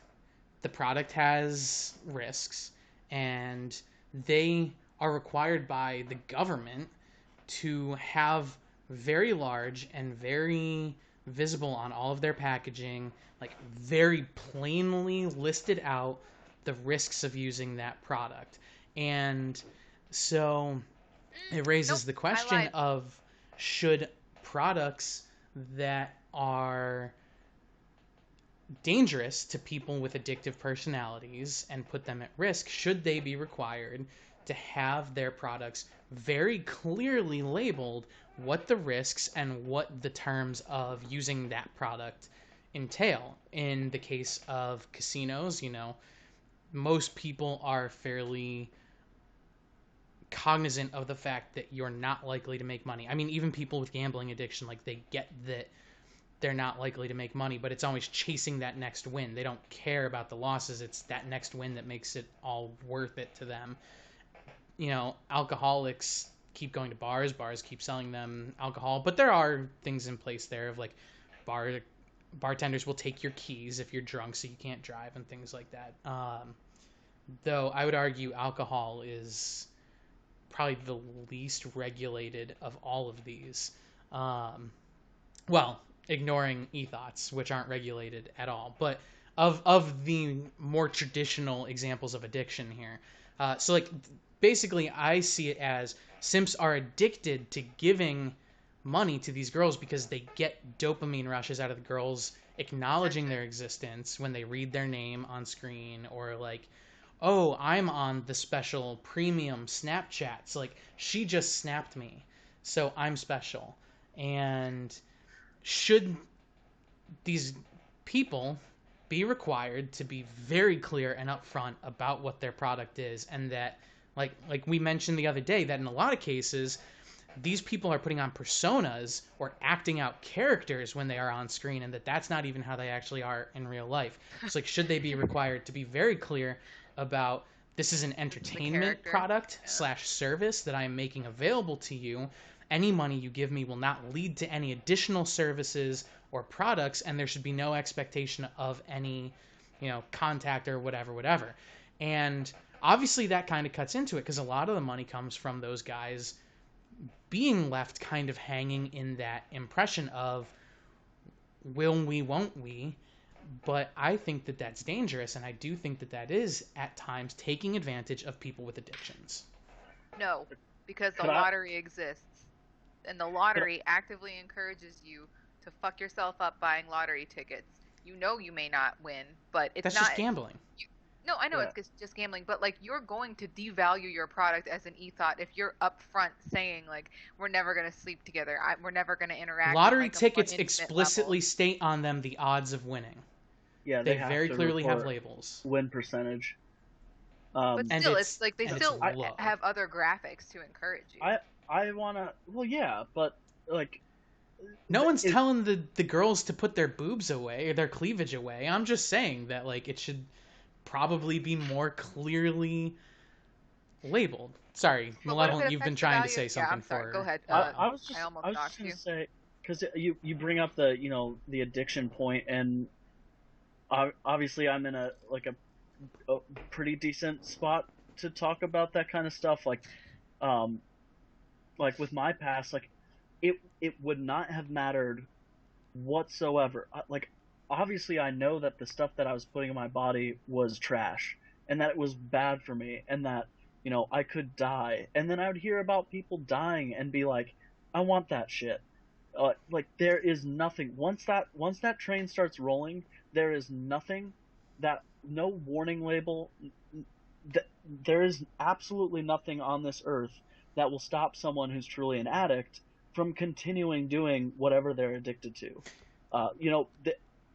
And from just like a exclusively AA standpoint, um, it it just takes like a certain amount of desperation. Like you have to hit whatever your rock bottom is to start making those changes.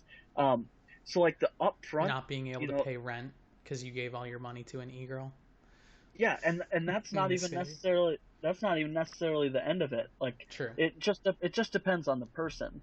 Like, I've known people that have spent 10 plus years homeless on the streets before they got sober, and at any given point along there, you could have asked them, and they would say like, "Yeah, that was my rock bottom until the next one. That was my rock bottom until the next one." Um, and Yeah. and again, it doesn't matter the warning labels, because before I got into that stuff, it was just like a bunch of different barriers in my mind that had to come down. Early in high school, I'm never gonna really drink. I might drink, but I'm never gonna smoke weed. And then, okay, I might smoke weed, but I'm never gonna drink and smoke weed heavily. Okay, I mean, it's just like Yeah. Yeah. the Yeah.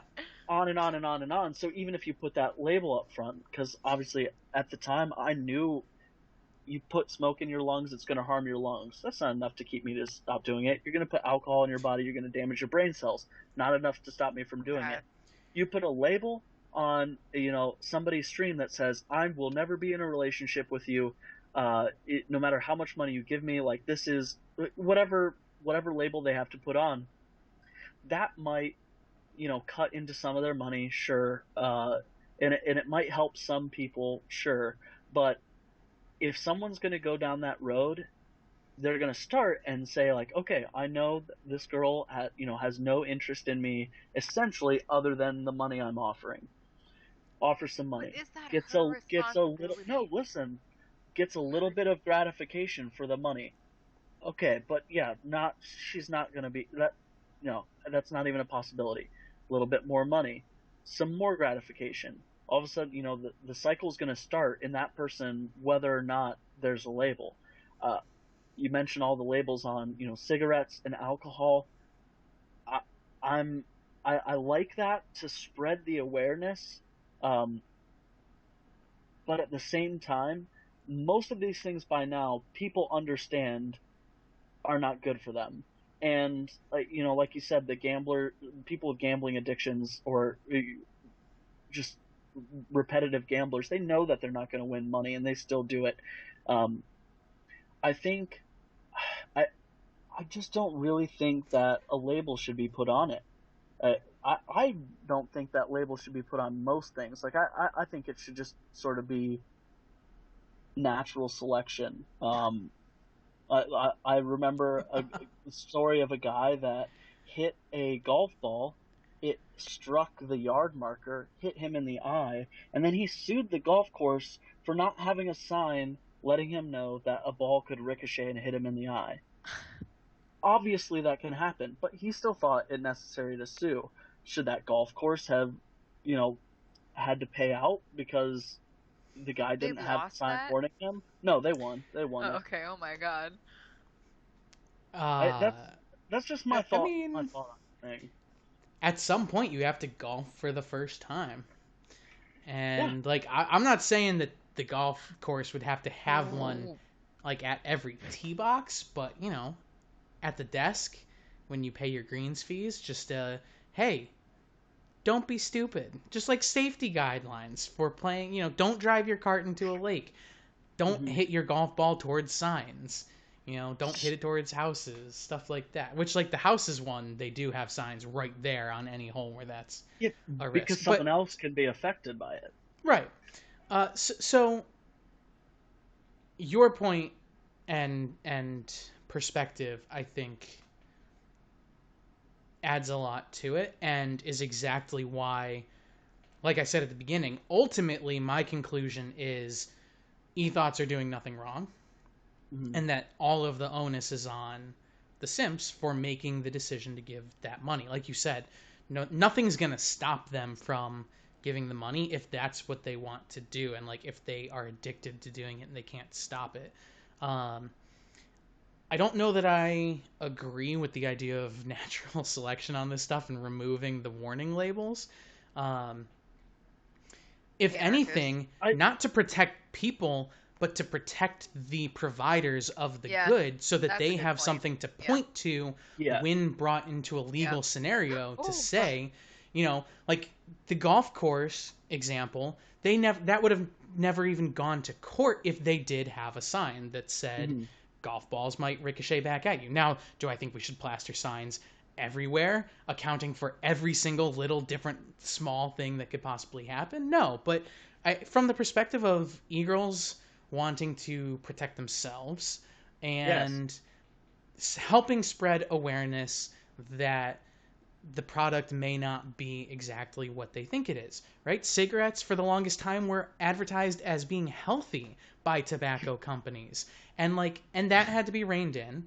And like that's an instance where like that might be for to translate that to e-girls, it might be a girl saying like, "Hey, donate enough money and maybe we'll date." Like not even Yeah. like being I don't upfront. think Like that's ever the implication. I think it's I'll pay more attention. It, I don't think they it's no, ever it's not. imply It's not. something that.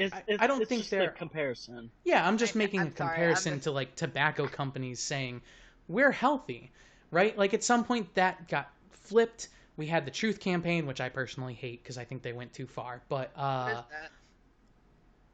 you're kidding. Oh, Truth never mind. campaign was just like very anti-cigarettes in Yeah. a time where Oh, cigarettes. I thought this was something to do with e-girls. I'm sorry. No, I no, was no, no, whoop. no, no. No. I'm I just was switched. saying like we had things like the Truth campaign that made Yeah, yeah, yeah, yeah, yeah, the yeah, yeah.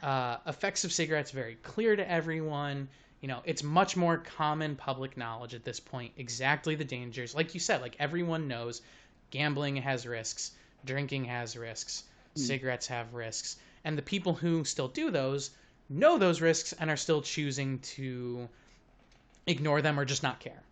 Uh, I just feel that we're still at a point with this case where people aren't necessarily 100% clear on the possibilities of the scenario where like you're not paying $10 to go see a movie where like this is a pre-recorded thing on screen. I don't feel like me buying a ticket to see Natalie Portman in a movie means that she will love me.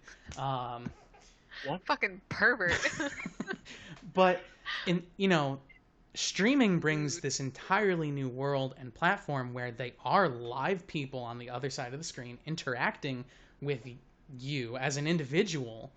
That kind of creates an entirely new environment that people are still trying to navigate. And like Hmm. the idea that interactions on the internet are completely different than interactions in real person, you'd like to think that a lot of people are aware of that and understand what comes from that, but I feel like it hasn't gone through the same evolution as some of these other addictive things. And obviously, there's pretty obvious reasons for that where it's not as directly harmful to your health.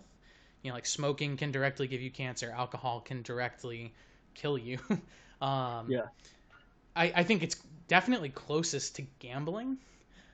Hmm. I But agree. Except with I don't know. So, a like I said, guaranteed no ultimately, payout. yeah. Ultimately, I think Well, you get the premium e-girls are Snapchat, fine. you get to wank it out. It's not no payout, it's Yeah. I I Though, guess my it's at that payout. point, if they are actually providing whatever they were looking to get out of it, then so be it. The The issue comes when girlfriend they don't get ASMR. out of it what they felt like they were expecting. Like if you pay for if I go on to OnlyFans and say, "Hey, that girl's cute. I'd like to see her nude, and I expect nothing out of this except getting some nudes, some tasteful nudes." Done. Transaction over. But like the issue is that they go into it with too high of expectations. And that's totally on the simps, right? Like I just feel that we are in a place where nothing is being done to meter those expectations. hmm I I I, think I'm on board with the burden is on the Simps when it comes to who's in the wrong. I will say that I completely agree with labels being put on things to protect whatever entity has to put the label on. I'm not a fan of requiring that of something. So like the natural selection thing may have Sure. been a bit facetious, but in that Was it? same vein, in that same vein, uh, it goes to both sides where somebody might do something that's harmful to them if there's no label on. Like that's the nature of the game. They're probably going to do it if there is a label on it. Same way with the companies. Like if they don't have anything, if they're not like removing their liability from a situation with labels or contracts or whatever it is, whatever the industry is, they could be liable and they're at risk for suits or repercussions, whatever the case may be. So if they decide that they need to do that, then that's on them and stuff like that. That's why hair dryers have "don't use in the bathtub" on it, because somebody what? somewhere dropped a hair dryer in the bathtub, and now they have to put that on there so that they remove themselves from the situation. I But the think that shower is where happens. my hair is getting wet and most needs to be dried. I don't understand. That seems like I a just fatal design flaw And that they did the not think through. I just think that these things should come underwater hair about. dryers. These things should come about organically. I Sure. like putting regulations on things. If Twitch wants to be the one to do that, go for it. Uh, but Yeah, yeah, I'll but agree with that. if we get to a point where we're saying we need to pass a law that individuals streaming need to put disclaimers up, I don't agree with that. Right. Yeah, and I think that is a good point that ultimately the onus would need to be on the platforms themselves to kind of tie back into our social media one To of like protect it's its their fucking platform, they users. should be responsible for the content that is created and distributed on their platform. They already have rules and guidelines for the kinds of things that can be displayed on their streams. Uh, we probably should have checked a long time ago if alcohol is allowed, but we're You gonna can, if go it's ahead and mature keep rolling with content, that you until can. until it becomes a problem. But at the same time, if they're not doing anything illegal, is it really in Twitch's best interest to impose any kind of restrictions on that? Like, what do they put on every single stream? Hey, this person's probably not ever going to actually be anything to you when it's just like a 10-year-old streaming their Minecraft playthrough. It's like, yeah, I really fucking hope not. Yeah. um, where it just becomes a little bit like, is this really necessary? Yeah, Um, God. it's and sort of like the yeah, "Are you 18" on porn yeah, sites where you just yeah. click like Yeah, absolutely fucking sure three am, bud. thousand years Born old. in 1900, still kicking Have a really strong. good grasp of Microsoft. My opinion is that they morally are completely wrong, but I also don't believe they have any responsibility to protect these people themselves. Short and sweet. Yeah, Morally, Yeah, morally for the people who are being destructive about it. Sometimes they're not going to know that it's a destructive behavior. Like for all they know, they've attracted some motherfucker who's pulling, 400K and they're giving them $200 a month. They're probably fine. Like you don't know. Yeah. And to that point, and I think to Malevolent's point about companies as a whole, it ultimately, if the concern is about protecting the provider of the product or service, then it shouldn't be mandatory. It should be on the individual to make that decision for themselves to include any kinds of warnings or whatever that they feel are necessary to protect themselves. Where if they choose not to include it, they might be opening themselves up to, whatever. I don't know that. I'd love to see the court case that happened of Simp versus e-Thot. I would love to hear that. That would be such a cool thing to listen in on. What if she fucking lost? What would the fucking case be? Oh, It would probably lead to something lawyer. very We have a similar lawyer to friend? exactly what we're talking about. We don't have a lawyer friend. What How the do none hell? of us go to? Yeah, I know how do none of some. us go to law school? What's our one Asian friend doing? I could try and get somebody on there that they're in California. They might not answer me. I guess. We'll have to call in some legal help. I'll get my people on it. No, but like I said, I'd love to see the court case, but just theoretically, that is a good point that it kind of should be on them to protect themselves in whatever way they feel necessary.